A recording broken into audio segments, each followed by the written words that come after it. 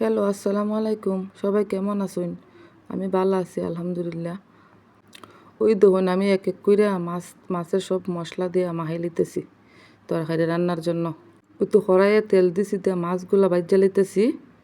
এখন একটা পাতিল বসাইমু, সরিষার তেল দিছি, পাঁচফোড়ন দিছি, পেঁয়াজ রসুন দিছি, দিয়ে ভালো করে নাড়তাছি। হলুদ মরিচ দিয়ে লবণ দইন্না যা যা লাগে সব দিছি।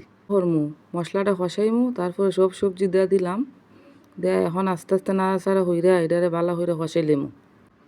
কষানি শেষ হইলে পরে আস্তে আস্তে সামান্য আছে সবজিগুলো সিদ্ধ করে লাইম। এখন দিলাম পানি, পানি দেওয়া শেষ, দিলাম ডাইক্কা। এখন ডাকনা সরাইলাম, সরাই একটা নাড়াচাড়া দিলাম। নাড়াচাড়া দেওয়া শেষ, এখন দেওয়া দিলাম মাছ। মাছ দিয়ে আবার নাড়াচাড়া দিমু, দিয়ে আস্তে আস্তে রান্না করমু।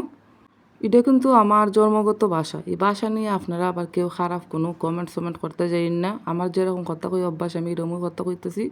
আমি অত শুদ্ধ ভাষা কথা কইতে পারি না। আমার জন্মস্থান যেহানের ভাষা যেরকম এরকমই কথা কইতেছি। মাছ দেওয়া শেষ, এখন নাড়াচাড়া দিতেছি, দিয়ে পানি দিলাম। তো এখন আস্তে আস্তে আস্তে আস্তে রান্না করলাম শেষ। এখন ধনিয়া পাতা দিমু, দিয়ে একটু ডাইক্কা দিমু, দিয়ে আমার রান্না শেষ হয়ে যাব। তারপরে মজা করে খাইমু। ওই তো কি সুন্দর কালার।